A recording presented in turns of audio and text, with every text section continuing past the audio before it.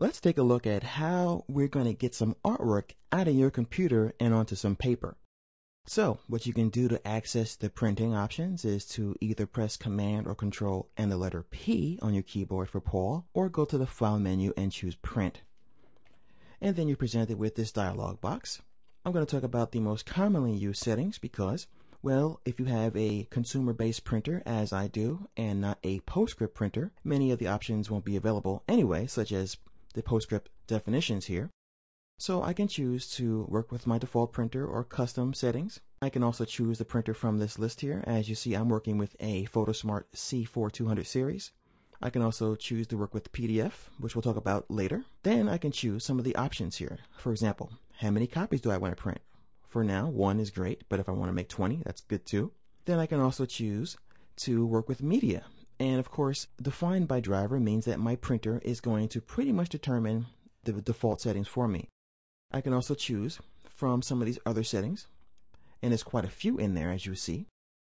And in some of the options, you'll see that we have some borderless settings.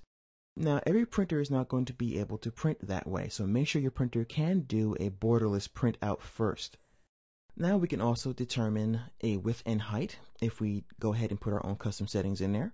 We can also choose an orientation. So we have the portrait up here. We also have some landscape options, upside down, and we can do all kinds of cool stuff.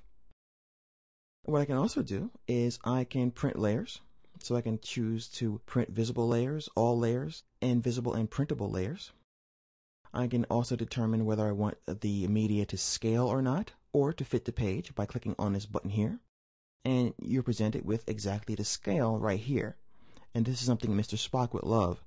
92.6768%, Captain. Then I can choose Do Not Scale again. The weird thing about when you choose to either put a custom scale or fit the page and then select Do Not Scale again is that Illustrator will all of a sudden put your artwork off kilter, so it's all over the place like this. Fortunately, I can click and drag in here or simply double click to put it back in the center. So once again, you can move it around to determine what part of the artwork you'd like to print, or you double click to put it back in the center. And once you're happy with that, you can choose Page Setup, or you can save this preset, and then you can simply select Print. And then once you do that, your artwork will then come out from your printer, hopefully, if you have ink. I run out all the time, and ink is a little pricey, people. But of course, the printer costs $5, so I can't complain. But anyway, once you're finished, you can save this preset for later on, and when you click Done, all of your settings will be saved for you.